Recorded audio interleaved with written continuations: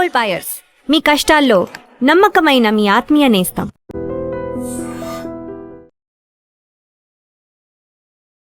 నమస్కారం, welcome to I dream. ధర్మ మార్గం విత్ విజిత కార్యక్రమానికి స్వాగతం.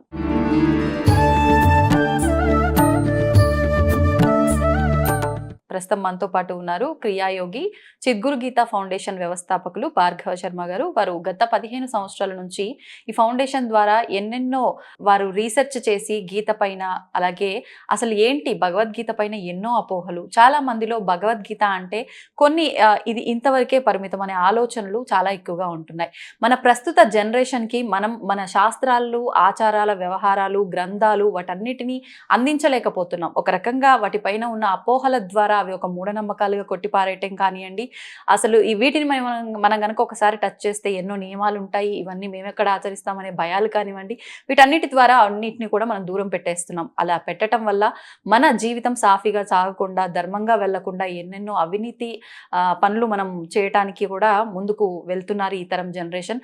అలాంటివన్నీ జరగకుండా ఉండాలన్నా, అసలు నిజంగా భగవద్గీతలో ఉన్న సారాన్ని, ఆ ఎసెన్స్ని మనం అర్థం చేసుకోవాలన్నా కూడా మనకు సింప్లిఫై చేసి అసలు ఏంటి గీతలో ఏముంది అనే ఒక విషయాల్ని వారు 15 సంవత్సరాల నుంచి రీసెర్చ్ చేస్తున్నారు. అసలు ఏంటి మరి వారి రీసెర్చ్ ద్వారా వారు ఏం తెలుసుకున్నారు, మనకి ఏం అందించబోతున్నారు, ఇప్పుడు వారితో మాట్లాడి తెలుసుకునే ప్రయత్నం చేద్దాం. నమస్కారం అండి. నమస్కారం. గ్రేడ్ అవుతూ వస్తూ ఉంటాయి. ఓకే, మరి అది ఇంకా అంతే మూర్ఖత్వంతో ఉన్నప్పుడు మళ్ళీ అదే జన్మ తీసుకుంటుందా, నెక్స్ట్ జన్మకు వెళ్తుందా? చావు అనేది దెబ్బ. ఓకే, చావు అనేది మనిషికి గట్టి దెబ్బ, జీవుడికి. ఓకే, నువ్వు ఈ జన్మ నేను ఎత్తానండి, అన్ని పాపాలే చేశా, దేవుడు అంటే భయం లేదు, ఏది పడితే అబద్ధాలు ఆడాను, ఇష్టం వచ్చినట్టు అన్యాయార్థ సంచయాన్ని అంటాడు దైవీ సంపద విభాగ యోగంలో. ఇష్టం, దమ్ము, దర్పం, అభిజాతస్య అని చెప్పి రకరకాల లక్షణాలు చెప్తాడు. ఆసురీ గుణాలు, ఈ ఆసురీ గుణాలతో నేను జీవించాను. సృష్టి ఎలా చావునిస్తుంది, నిన్ను ఎలా చావునిస్తుంది ప్రశాంతంగా? మీకు ఒక చిన్న ఉదాహరణ చెప్తాను. రోజంతా పిచ్చి పిచ్చి పనులతో స్ట్రెస్ అవుతూ ఒత్తిడితో వచ్చినప్పుడు నువ్వు ప్రశాంతంగా నిద్రపోవు కదా. అర్థం, ప్రశాంతంగా నిద్రపోలేవు నువ్వు. అట్లాంటి ప్రశాంతంగా చావు ఎట్లా చేస్తావు? చచ్చే టైంకి నీ నరకం ఎట్లా ఉంటుంది, నీ కర్మలకి తగ్గ ఫలితం ఎలా ఉంటుందో గట్టిగా ఒక సాలిడ్గా చావుని డిజైన్ చేస్తుంది యూనివర్స్. ఓకే, అంత చచ్చిపోయిన వాడిని పట్టుకొని మళ్ళీ వచ్చే జన్మలు కూడా ఇవే ఉంటాయంటే ఎట్లా చెప్పండి? సరే, వచ్చే జన్మ దాకా వద్దు. నరకం అంటే మళ్ళీ స్వర్గం నరకం గుర్తొచ్చింది. నిజంగా స్వర్గం నరకం కూడా ఉన్నాయా లేవా? మరి ఇక్కడే ఉంటాయి, భూమిపైన ఉంటాయి. అంటే మనం అనుభవిస్తున్న ఇబ్బందులు, సంతోషాలే స్వర్గం నరకం. పని చేశారు, మంచిగా ఇంటర్వ్యూ జరిగింది అనుకోండి, అయిపోయిన తర్వాత బాగా జరిగింది అంటాం. ఏదో డిస్టర్బెన్స్ జరుగుతున్నాయి అనుకోండి, అయిపోయింది చిరాకు పడుతుంది అంటాం.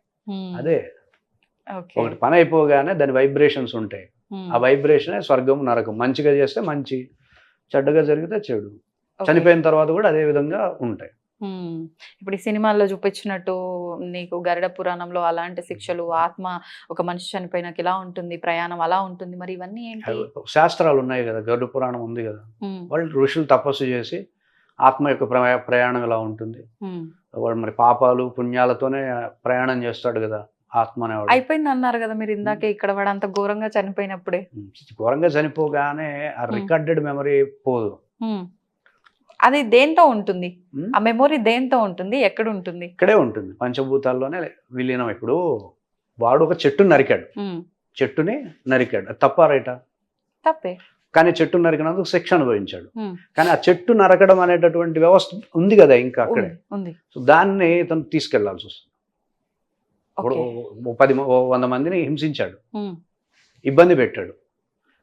వాళ్ళ ఇబ్బంది అయితే పోదుగా, వీడైతే దానికి తగ్గ ఫలితాన్ని అనుభవించాడు. ఆ రోగాల రూపంలోనో రుగ్మతల రూపంలో అనుభవించాడు. కానీ సృష్టిలో ఉన్నటువంటి వెలితి ఒకటి ఉంది కదా, వీడు క్రియేట్ చేసింది, దాన్ని తీసుకొని వెళ్తాడు వాడు పైకి.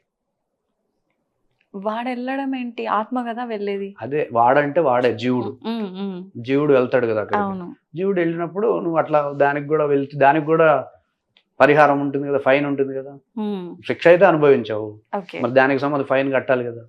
ఆ ఫైన్ కట్టడం కోసం అక్కడ అనమాట అయిపోయింది. నరకం అనుభవించి ఇక్కడ నరకం అనుభవించి మళ్ళీ వచ్చే జన్మలో కూడా కావాలంటే అట్లా చెప్పండి.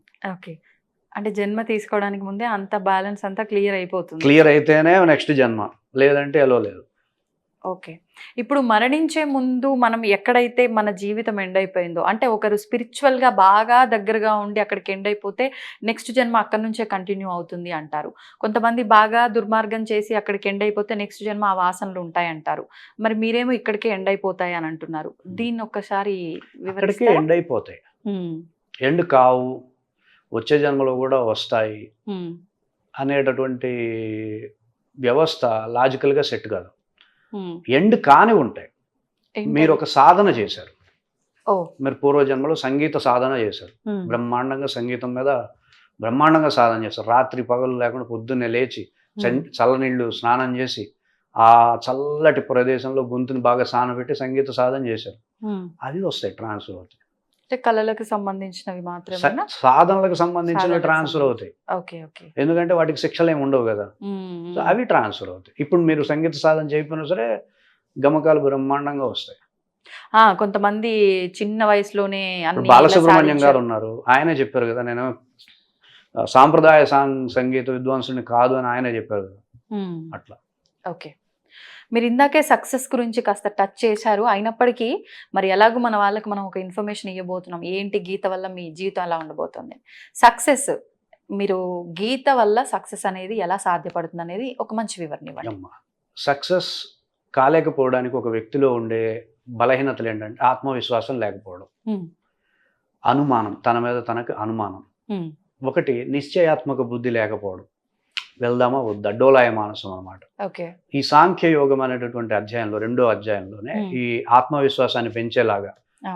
నైనం చిందంతి శస్త్రాణి నైనం దహతి పావక నచేనం క్లేదయంతి ఆపు నశోషయతి మారుత, నిన్నెవ్వరూ ఏమీ చేయలేరు. హ్మ్. భౌతికమైన శస్త్రాలు కావచ్చు, పంచభూతాలు కావచ్చు, ఏవి కూడా నిన్నేమి చేయలేవు అనేటటువంటి ఒక కాన్ఫిడెన్స్ని ఇచ్చేటటువంటి హ్మ్. వ్యవస్థ మనకు సాంఖ్యయోగంలో ఉంటుంది. ఓకే. అలాగే ఆత్మవిశ్వాసం లేకపోతే అశోచ్యాన్ అన్వశోచస్వం ప్రజ్ఞావాదాంశ భాషసే గతాసూన్ అగతాసూన్ నానుశోచంతి పండిత. అసలు నీకు ఆత్మవిశ్వాసం, నువ్వేదో గతంలో ఏదో ఫెయిల్ అయ్యి ఉంటేనో లేకపోతే రేపేదో అవుతుందంటేనో కదా ఆత్మవిశ్వాసం తగ్గేది. నిజంగా పండితుడు అయితే అసలు గతం గురించి నువ్వు ఆలోచించవు, హ్మ్. భవిష్యత్తు గురించి ఆలోచించవు, ఇప్పుడు ప్రస్తుతంలో ఏం చేయాలో అది చేసుకుంటూ వెళ్ళిపోతావు. ఓకే. అది పండితుడి యొక్క లక్షణం అని మనకు ఒక దిశానిర్దేశం ఇస్తుంది. హ్మ్.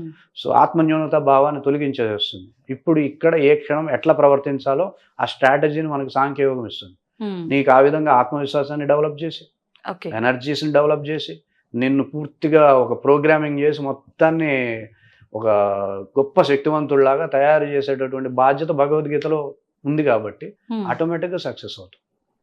ఓకే. ఇప్పుడు హనుమంతుడు అంతటి వాడినే శ్రీ ఆంజనేయం ప్రసన్నాంజనేయం అంటేనే అవును. ఆయనకి ఎనర్జీస్ డెవలప్ అయినట్టుగా, అవును. ఎంతటి వాళ్ళకైనా సరే సమ్ మోటివేషన్ అనేది కావాలి హ్మ్. సాధించాలంటే. ఆ! సో పుష్కలంగా మోటివేషన్ మనకు భగవద్గీతలో ఉంటుంది. హ్మ్. ఆత్మవి నువ్వు, ఆ. ఆత్మకి చావు లేదు, ఒకవేళ చావు ఉందన్నా సరే మళ్ళీ పుట్టుకుంది కాబట్టి ఏడవలసిన అవసరం లేదు. హ్మ్. సో ఇట్లా అయినా సరే ఏడవద్దు, అట్లా అయినా ఏడవద్దు, ఏదో పోతుంది అనుకుంటే హ్మ్. పోయేదాని గురించి అసలు బాధపడక్కర్లేదు కదా. అవును. పోయేది అన్నావు అనుకో, అది ఇప్పుడు కాకపోతే రేపైనా పోతుంది కదా. హ్మ్. పోయేదాని గురించి ఏడవడం ఎందుకు, ఉన్నది అన్నాం అనుకోండి, Hmm. దానికైతే లేం లేదు కదా. సో ఉన్నదాని గురించి కూడా బాధపడక్కర్లేదు కదా. మనం ఏడిస్తే రెండింటి గురించి ఏడుస్తాం, ఉన్నదాని గురించి, లేని దాని గురించి. లేని దాని గురించి ఏడుస్తానంటావా, లేనిది ఎప్పుడు ఉండదు, ఏడవలసిన అవసరం లేదు. Hmm. ఉన్నదాని గురించి ఏడుస్తానంటావా, ఉన్నది ఎప్పుడు ఉంటుంది, Hmm. నువ్వు ఏడ్చినా ఉంటుంది, ఏడవపోయినా ఉంటుంది, ఏడవలసిన అవసరం లేదు. ఇక దేని గురించి భయపడతావు? కానీ అంత న్యూట్రల్ గా ఎలా ఉండగలుగుతామండి? దానికోసమే 18 అధ్యాయాలు ఇచ్చాడు. Hmm. ఒక అధ్యాయంతోనో 4 శ్లోకాలు చెప్పి, ఇప్పుడు 4 మాటలు చెప్పగానే మనం ఎనర్జైజ్ అవ్వం. అవును. 701 శ్లోకాలతో ఎనర్జైజ్ చేసే ప్రాసెస్ ఉంది కాబట్టి Hmm. 100% ఎనర్జైజ్ అవుతారు. ఓకే. ఇప్పుడు అంటే మీరు అన్నారు 4 మాటలు చెప్పగానే మీరు అవ్వరు. చేంజ్ అవ్వరు అని. అవును. బట్ నాకు అనిపిస్తుంది ఇప్పుడు మీరు మాట్లాడినంతసేపు బాగుంది వినడానికి, నిజంగా చదివితే ఇన్ని జరుగుతున్నాయి అవును. అన్నప్పుడు చదివితే బాగుంటుంది కదా అని. అవును. కానీ విన్న మరుక్షణం వదిలేస్తాం దాన్ని. విన్న Yeah. తర్వాత కాసేపటికి ఇంకో Yeah. టాపిక్ లోకి వెళ్తే Yeah. ఇది అయిపోతుంది. అవును. మరి ఇలాంటప్పుడు ఎలా అసలు మేము స్టెప్ ఒకటమ్మ, ఒక వేయగలుగుతాం? వ్యక్తికి నేను బాగుండాలి అనే భావన ఉండాలి ఫస్ట్. ఉమ్, అరే నేను ప్రశాంతంగా ఉండాలి, హ్యాపీగా ఉండాలి, ఉమ్, ఆనందంగా ఈ నిమిషం ఉండాలి కదా. ఉమ్, ఉండాలా వద్దా? ఉండాలి. దేనికోసం ఇక సంపాదించేది, ఉమ్, దేనికోసం లక్షలు సంపాదించేది, దేనికోసం పరిగెత్తేది? ఉమ్, నువ్వు ఆనందంగా ఉండడం కోసమే కదా. ఉంటున్నావా? ఉమ్, లేదు కదా. అంటే అవన్నీ వేస్ట్ కదా, అవన్నీ ఆ, చేసే పనులన్నీ వేస్ట్ కదా. నువ్వు సంపాదించేది దేనికోసం? ఉమ్. హ్యాపీగా ఉండడానికి. ఫస్ట్ మనం సంపాదన మొదలు పెట్టేది సంపాదిస్తే హ్యాపీగా ఉండొచ్చు అన్న భావంతో మొదలు పెడతావు. అంతే. కానీ సంపాదించేటప్పుడు హ్యాపీగా ఉన్నావా? మ్మ్. సంపాదిస్తున్నప్పుడు హ్యాపీగా ఉన్నావా? సంపాదించేసినా హ్యాపీగా ఉన్నావా? మ్మ్. లేం కదా. అప్పుడే ఇంకెక్కువ భయాలు, ఆందోళనలు. ఇంకా స్ట్రెస్ తెప్పించుకొని, ఇంకా ఒత్తిడి, ఆ. రకరకాల రోగాలు తెప్పించుకొని, ఏంటి నీ సంకల్పం ఎక్కడికి పోయింది? మ్మ్. సో నువ్వు ఆనందంగా ఉండడం కోసమే అన్నీ చేస్తున్నప్పుడు మ్మ్. నువ్వు ఆనందంగా ఉండాలనేటటువంటి కోరిక నిజంగా బలంగా ఉంటే భగవద్గీత చదువుతావు. ఓకే. నేను చెప్పాల్సిన అవసరం లేదు. నువ్వు ఆనందంగా ఉండాలా, భగవద్గీత చదువుకో. నువ్వు ప్రశాంతంగా ఉండాలనుకుంటున్నావా, భగవద్గీత తీసుకో. నువ్వు హెల్దీగా హాయిగా ఉండాలనుకుంటే భగవద్గీత తీసుకో, అంతే. మ్మ్. వేరే మార్గం లేదు. ఓకే. అంటే అసలు ఏం బోధిస్తుంది భగవద్గీత మానవాళికి? ఇప్పుడు బాగుంది అంటే నీకు మానవులు అంటే కోరికలు సహజం, నీకు ఈ కోరికలు ఆటోమేటిక్గా నెరవేరుతాయి, నువ్వు ఒక దాంట్లో సక్సెస్ అవ్వాలి, అవుతావు. అనారోగ్యము, నువ్వు ఆరోగ్యవంతుడు అవుతావు. అసలు ఏంటి పర్పస్ ఏంటి? ఇదేనా ఇంకా గీత? అంటే ఏం బోధిస్తోంది గీత? నీ అది కోరికలు బోధిస్తుంది, నెరవేర్చుకోవటం. అది బోధిస్తుంది, ఆ. అది బోధిస్తుంది, పర్పస్ బోధిస్తుంది. ఏంటి పర్పస్ ఏంటి? ఆధ్యాత్మికంగా ఉండడం, మనిషి ఆధ్యాత్మికంగా స్థైర్యంగా, ధైర్యంగా, బలంగా ఉండడం, ఆ. భగవంతుడితో లయం అవ్వగలగడం, భగవంతుడితో అనుసంధానం అవ్వగలడం, ఇది కదా అల్టిమేట్ పర్పస్. మ్మ్. అది కూడా ఇస్తుంది భగవద్గీత. అంటే గీత చదివితేనే నేను భగవంతుడి దగ్గరగా ఉన్నా అని ఎందుకు అనుకోవాలి? నేను రోజు దీపారాధన చేస్తున్నా, నాకు నచ్చిన ఆలయానికి వెళ్తున్నా, క్షేత్రాలకు వెళ్తున్నా, నేను నామస్మరణలో ఉంటున్నా, మరి గీత ఎందుకు? అవి మీకు నచ్చినవి చేస్తున్నారు మీరు, మ్మ్. భగవంతుడికి నచ్చినవి కాదు కదా. ఓ. ఇప్పుడు ఆయన నన్ను ఇష్టపడాలి మ్మ్. అని నేను అనుకుంటున్నా. మ్మ్. ఆయనకి నన్ను ఇష్టపడాలని చెప్పి నాకు ఇష్టమైనవి ఆయనకి పెడితే ఏం లాభం? కరెక్టే. ఆయనకి ఇష్టమైనవి తెలుసుకుని ఆయనకి ఇస్తే నన్ను ఇష్టపడతాడు. మ్మ్. నువ్వు స్వామికి ఇష్టమైనది నువ్వు చేయట్లా. నిన్నేమన్నా దేవుడి గుడికి 3 ప్రదక్షిణాలు చేయమని చెప్పాడా? మ్మ్. నువ్వు ఒళ్ళు తగ్గాలని చెప్పి నువ్వు తిరుగుతున్నావు, ఆ. అంతే కదా. ఎందుకంటే చెప్తున్నారు కదా. మాకు తెలుసు అవన్నీ. ప్రదక్షిణలు చేసేది కాస్త ప్రదక్షిణలు చేస్తే ఉభయ కుశలోపరిలాగా ఇటు ఒళ్ళు తగ్గచ్చు, అటు దేవుడికి ప్రదక్షిణ చేసినట్టుగా అందరూ అనుకుంటారు. పుణ్యం పురుషార్థం అన్ని అంటారా? అన్ని 2 రకాలు, మ్మ్. మనది ఆయనది కలిపి చేస్తాం అనేది అందరికీ తెలుసు, తప్పలేదు కదండి. ఆయనకి తెలుసు. ఆ. అవన్నీ ఆయన ఒప్పుకోడు కదా. ఇప్పుడు ఆయన అత్యంత తెలివిగలవాడు. ఆ. మన తాత అనుకోండి, తాత దగ్గర మన తెలివితేటలు ఏం పని చేస్తాయి? పని చేయవు కదా. అంతే. నువ్వు తెలివిగలవాడివే, ఆ. అది పెద్ద తెలివి, అది మ్మ్. మ్మ్. పెను తెలివి. అది ఓకే. నీ మనసులో ఏమనుకుంటావు, ఎలా ఆలోచిస్తావు, మ్మ్. నువ్వు రేపేం పని చేస్తావు, నువ్వు రేపేం తింటావు కూడా గెస్ చేయగలడు ఆయన. మ్మ్. సో ఆయనకి నువ్వు సంపూర్ణ శరణాగతి అయిపోయి మ్మ్. ఆయనకి ఏది నచ్చుతుందో అది నాకు కష్టమైనా చేస్తే మ్మ్. ఆయన నిన్ను ఇష్టపడతాడు. నేను ఇది మాత్రమే చేయగలను స్వామి, కూర్చుంటే నించోలేను, నించుంటే కూర్చోలేను, నా పరిస్థితిలో ఉంది, మ్మ్. అయినా సరే ఓ బొట్టు పెట్టుకుంటా, గంట కొడతా, దీపారాధన చేస్తా అంటే అది నీ ఇష్టం వచ్చి నువ్వు చేస్తున్నావు. మ్మ్. భగవద్గీతలో ఎక్కడ కూడా నాకు దీపారాధన చేయి, ఆ. 3 సార్లు ప్రదక్షిణలు చేయండి, పలానా బాలాజీ టెంపుల్కి వెళ్ళి ప్రదక్షిణలు చేయండి, మ్మ్. పలానా తిరుపతికి వెళ్ళి నన్ను దర్శనం చేసుకుంటా, ఎక్కడైనా చెప్తే నన్ను చెప్పు తీసుకుని కొట్టండి, ఎక్కడ లేదు. నేను ఇది, నువ్వు దీన్ని ధారణ చేయి. మ్మ్. నేను అభౌతికం, మంధులు, మూఢులు, నేనేదో భౌతికంగా కనపడే దేహాన్ని అనుకొని నన్ను కీర్తిస్తుంటారు. నేను అది కాదు, మ్మ్. నేను ఆత్మస్వరూపాన్ని. నా లక్షణాలు ఏవి కూడా భౌతికంగా ఉండవు. పుట్టి చచ్చిపోయి మారేటటువంటి విధంగా నేను లేను. మ్మ్. నాకు పుట్టినరోజులు చేయొద్దు, పెళ్లి రోజులు చేయొద్దు. పుట్టి చచ్చిపోయే వ్యవస్థ లేదు అన్నప్పుడు కళ్యాణాలు ఎట్లా చేస్తారు? మ్మ్. అంటే నేనేం దాన్ని వ్యతిరేకించట్లేదు, భగవద్గీతలో చెప్పినటువంటి వ్యవస్థ చెప్తున్నా. ఉన్నాయా భగవద్గీతలో ఇవన్నీ? ఉన్నాయి కదా. ఓకే. భక్తి యోగం చదవండి, భక్తి యోగంలో ఎక్కడైనా సరే మ్మ్. నేను నా భక్తులు ఇలా నన్ను ఆరాధిస్తారు, మ్మ్. నన్ను ఇలా టెంపుల్స్కి వచ్చి పూజ చేస్తే, యజ్ఞాలు చేస్తే నేను అనుగ్రహిస్తాను, ఎక్కడైనా ఉందో చెప్పండి? మ్మ్. లేదు కదా. ఏ త్వక్షరం, అనిర్దేశ్యం, అచింత్యం, కూటస్థం, ఇట్లా 8 లక్షణాలు ఉంటాయి. సర్వత్రగం, అచించంచ, కూటస్థం, అచలం, ధ్రువం, ఓకే. ఇట్లా 8 లక్షణాలతో నేను ఉంటా. ఆ. నువ్వు నన్ను ఇట్లా ఆరాధించమని ఆయన చెప్తూ ఉంటే నువ్వు అటువైపు వెళ్ళకుండా నాకు నచ్చినట్టుగా నేను చేస్తానంటే అట్లా. మ్మ్. ఓకే. నేను చాలా కష్టపడిపోయా గురు స్వామి అంటే, మ్మ్. ఎవడు కష్టపడమన్నాడు? నిన్ను ఎవడు తిరగమన్నాడు? గుడి చుట్టూ మ్మ్. పొర్లు దండాలు ఎవడు పెట్టమన్నాడు? ఆయన పెట్టమనలేదు కదా. పొర్లు దండాలు పెట్టా, మ్మ్. 100 కొబ్బరికాయలు కొట్టా, తలనీలాలు ఇచ్చేసా, నువ్వు నా కోరిక తీర్చు అంటే నీకు నచ్చినవి నువ్వు చేసేసుకొని, నీ అంతటి నువ్వు చేసేసేసుకొని నువ్వు కోరిక తీర్చు అంటే అట్లా మ్మ్. కుదరదు కదా. స్వామికి నచ్చింది నువ్వు చేయాలి. ఓకే. మరి అసలు మీరు అన్నట్టుగా ఇవన్నీ లేకపోతే, ఈ విగ్రహారాధనలు కానివ్వండి, ఇవన్నీ ఏమీ లేకపోతే, భగవంతుడే స్వయంభుగా కొన్ని క్షేత్రాల్లో నేను ఇక్కడ భక్తుల అంటే అవసరాల కోసము, లేదంటే వాళ్ళని అనుగ్రహించడం కోసము ఇక్కడ నేను ఉంటున్నాను అని చెప్పిన కొన్ని కథనాలు కూడా మనకు పెద్దవాళ్ళు చెప్తున్న విధానాలు ఉన్నాయి కదా. అవన్నీ చరిత్ర, చరిత్రలో. మన చరిత్ర అది. మరి చరిత్రలో అది ఉంది అని చెప్పినప్పుడు దాన్ని ఆచరించాలి కదా. మన చరిత్ర అది. చరిత్రని చరిత్రగా గౌరవించాలి. గౌరవించడం అంటే చరిత్రని ఆరాధన కాదా? అట్లా కాదు, చరిత్రని చరిత్రగా రెస్పెక్ట్ ఇవ్వాలి. అది నా చరిత్ర. ఉమ్, అంతేగాని అది ఇప్పుడు మార్గదర్శకత్వం కాదు. అది ఉమ్, చరిత్ర ఎప్పుడు, గతం ఎప్పుడు కూడా నీ గతం ఏంటో తెలుసుకోవడానికి ఉపయోగపడుతుంది. అది presence లో ఉమ్, నేను ఇది అని చెప్పుకోవడానికి ఉపయోగపడుతుంది. కానీ అది ఇప్పుడు మార్గదర్శకం కాదు. ఉమ్. చరిత్ర చరిత్రే కదా. ఓకే. చరిత్రలోనే కూరుకుపోతారా మీరు? ముందుకెళ్ళరా? ఇంకా ముందుకెళ్ళాలా వద్దా? అప్డేట్ అవ్వాలా వద్దా? అవ్వాలి. నేనేమి గుళ్ళు తప్పని చెప్పట్లేదు. గుళ్ళు మన చరిత్రది. ఉమ్, మన కొన్ని వేల సంవత్సరాల క్రితం మేము ఇలా ఉండేవాళ్ళం అని చెప్పుకోవడానికి అవి నిదర్శనాలు అవి. ఉమ్, వేరే ఏ దేశానికి లేనంత ఘన చరిత్ర మంది అని చెప్పుకోవడానికి. ఉమ్. అది చెప్పుకుంటూ కూర్చుంటే సరిపోతుంది. ఈరోజు భోజనం చేయక్కర్లేదా? చేయాలి. మొన్న నేను బంగాళదుంప ఫ్రై తిన్నాను అని చెప్పి ఈ రోజు తినకపోతే సరిపోతుంది? చెప్పండి. ఈ రోజు ఏం చేయాలో చేయాలి కదా. ఉమ్, ఎంతసేపు నా గతం చూడు అంటే సరిపోదు. వర్తమానం ఏంటి? దరిద్రంగా ఉంది. ఉమ్, మా తాతలు నేతులు తాగారు అనే సామెత ఉంది కదా. ఉమ్, ఇప్పుడేంటి? ఉమ్. నాకేంటి? ఇప్పుడేంటి? ఉమ్, ఇప్పుడు సంగతి ఏంటి? ఇప్పుడు ఏమన్నా ఉందా లేదా? అది కదా ఉండాలి ముఖ్యం. కదా. ఉమ్. అందుకని భగవద్గీత చదువు అంటున్నాం. ఓకే. సరే, మరి చదవాలనుకుంటున్నాము. ఇంత చెప్పిన తర్వాత ఇంకా చదవను అని అంటే అంత అజ్ఞానవంతులు ఇంకొకరు ఉండరు. అవును. కానీ చాలా చాలా నియమాలు అంటున్నారు కదా. ఏమి నియమాలు లేవు. అది కాన్వర్జేషన్ బుక్. అది ఉమ్, శ్రీకృష్ణుడు అర్జునుడు ఇద్దరు మాట్లాడుకున్నారు. అక్కడే బీజాక్షరాలు వ్రతాలు అలా ఏమీ లేవు. జస్ట్ కాన్వర్జేషనే కదా. మన ఇద్దరం మాట్లాడుకుంటున్నట్టే వాళ్ళిద్దరు అక్కడ మాట్లాడుకున్నారు. ఉమ్, ఈయనకి చాలా డౌట్స్ వచ్చినాయి. ఆయన క్లారిటీ ఇచ్చుకుంటూ ఉమ్. ఎట్లాగైనా సరే ఆయన మోటో ఏంటంటే ఈయన చేత యుద్ధం చేయించాలి. ఆ, ఈయన మోటో ఏంటంటే ఆయన చేత యుద్ధం చేయొద్దు, ఇంటికి వెళ్దాం అనిపించాలని ఈయన. ఓకే. ఇద్దరిలో ఎవరు గెలిచారు వాదంలో? ఉమ్, శ్రీకృష్ణుడే గెలిచాడు. అది భగవద్గీత. దానికి నియమాలు ఏముంటాయి? ఉమ్, ఉమ్, ఉమ్. నియమాలు ఏం లేవు. ఓ సినిమా చూసినట్టుగా చూడొచ్చు మంచిగా. ఓకే. అంటే ఇంకెటువంటి నియమాలు అవసరం లేదు ఏ అంటున్నారు. నియమాలు లేవు. అంటే కొంతమంది మాంసాహారులు ఏం ఉంటారు, లేదు. శాకాహారులు ఏం లేదు. తిన్న తర్వాత ఏం కూడా లేదు. చదవచ్చా? అసలు ఏం లేవు. అవేం లేవు. ఓకే. ఓకే. ఎక్కడైనా చదవచ్చు, ఎప్పుడైనా చదవచ్చు. ఎప్పుడైనా చదవచ్చు. ఓకే. రాత్రిపూట చదవచ్చు, పగలు చదవచ్చు, ఉమ్. ఎక్కడైనా ధారణ చేయొచ్చు. అంటే ఒక దైవికమైన గ్రంథం కదా, అలా భావన చేసినప్పుడు దైవికమైన గ్రంథం కాబట్టి ఎనీ టైం చదవచ్చు. క్షుద్ర పూజలు అనుకోండి, వాటికి టైంలు ఉంటాయి. ఆ, అమావాస్య రోజు చేయాలా, శ్మశానంలో చేయాలా. క్షుద్ర పూజలు అనుకోండి, Okay. వాటికి నియమాలు ఉంటాయి. క్షుద్ర దేవతల ఉపాసన కాదు కదా మనం చేసేది. ఉమ్, దైవాన్ని కదా, మనం తండ్రిని కదా నువ్వు కోరుకుంటుంది. ఉమ్, పలానా టైంలోనే నా తండ్రిని పట్టుకుంటా అంటే కష్టం కదా. తండ్రి 24 గంటలు నాతో ఉండాలి అనుకుంటే కదా భక్తి. ఉమ్, ఉమ్, ఉమ్. 24 గంటలు సర్వకాల సర్వావస్థల యందు నువ్వు నాతో ఉంటేనే కదా ఆనందం. ఓకే. అలాంటప్పుడు ఇంక నియమాలు ఏముంటాయి? తండ్రి దగ్గర నియమాలు ఏముంటాయి చెప్పండి?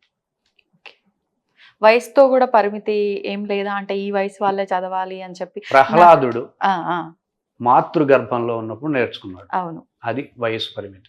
ఓకే. 5 ఏళ్ళప్పుడు హరినామ స్మరణ చేస్తూ హరి సంకీర్తన చేస్తూ ఎదిగాడు. Hmm. అది అసలైన వయో పరిమితి. ఓకే. ఆ టైంలో చేయలేదు కాబట్టి ఇప్పుడన్నా చేయండి అంటున్నాను. ఉమ్.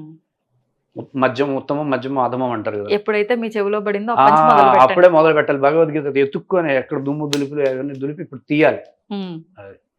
దుమ్మంటే నిజంగా ఒక బుక్, నార్మల్ బుక్ ఎలానో అలా అయిపోయింది. గీత కూడా అన్ని బుక్కుల్లో ఒక బుక్ దట్ లాగా ఈస్ నాట్ నార్మల్. పూజా మందిరంలో పెట్టి ఆరాధన చేసే ఒక గ్రంథంగా భావించాలా? నార్మల్ గా మనం ఎక్కడైనా పెట్టుకోవచ్చు, ఎలా నెత్తి అయినా మీద carry పెట్టుకోవాలి చేయొచ్చు? బుక్ని. ఓకే. నెత్తి మీద పెట్టుకొని వెళ్ళాలి. వసుదేవుడు ఎలా అయితే శ్రీకృష్ణుని అట్లా నెత్తి మీద పెట్టుకొని తీసుకెళ్ళాడో ఉమ్, అలా మనం అందరం భగవద్గీత నెత్తి మీద పెట్టుకొని ఎప్పుడైతే వెళ్తామో, అంత స్థాయిలో దాన్ని విలువిస్తామో, ఆ రోజు హిందూ మతం నిజంగా గొప్ప శక్తివంతమైన హిందూ మతంగా తయారవుతుంది. ఉమ్. అది తప్ప వేరేది ఏం చేసినా సరే, ఓకే. పక్క మతాలను తిట్టినా, పక్క మతాలను అదేదేది ఇట్లా ఎన్ని చేసినా సరే, అవి అప్పటికప్పుడు టెంపరీగా పనిచేస్తాయి తప్ప పర్మనెంట్ సొల్యూషన్ ఎప్పుడు కూడా హిందూ మతం బాగుండాలి, పర్మనెంట్గా బాగుండాలి అంటే అది ప్రతి ఒక్కడు భగవద్గీత చదివితేనే అవుతుంది. ఓకే. అంతే. ఇది రెండో మార్గం లేదు, రెండో వ్యవస్థ లేదు. నువ్వు you have to read Bhagavad Gita right now. Okay. ఇప్పుడు భగవద్గీత కృష్ణుడు. And for more videos, Please subscribe to iDream channel. Subscribe to iDream Media. Please subscribe to iDream. Please subscribe to iDream. Please subscribe iDream. And please subscribe to iDream. For more videos, subscribe to iDream. please like, share and subscribe to the channel. Congratulations, iDream. Subscribe to iDream. Subscribe to iDream. So subscribe to iDream Media. iDream team andarki huge congratulations. Please subscribe iDream Media. Please subscribe to iDream. Subscribe iDream. Please subscribe to iDream. I dream అంటే నా కళల ఛానల్ను subscribe చేసుకున్న నోరు తిరుగుతలేదు, మీరైతే గంట గుర్తు కొట్టండి. For more such videos, please subscribe to iDream. Subscribe to iDream. Please subscribe to iDream. Please subscribe iDream Media. Please do subscribe to iDream. Please subscribe to iDream Media. For best entertainment and information, please subscribe iDream. And don't forget to subscribe to iDream.